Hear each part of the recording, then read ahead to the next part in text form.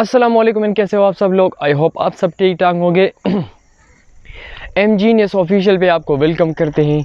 तो अपनी लाइफ को अच्छी तरह एंजॉय करते होंगे। आज मैं आया हूँ टेक्सला के एक और इलाके में, मोहरा मुरादू केव्स और मोहरा मुरादू का इलाका है। और भाई साहब, यह टेक्सला का सबसे ग्रीन इलाका है।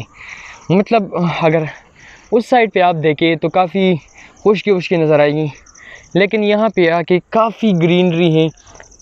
अगर आपको मैं थोड़ा सा जूम करके दिखाऊं तो विलेजेस हैं।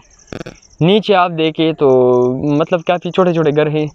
वहाँ पे आप देखें तो क्या नज़र आ रहे हैं, वो नदी है।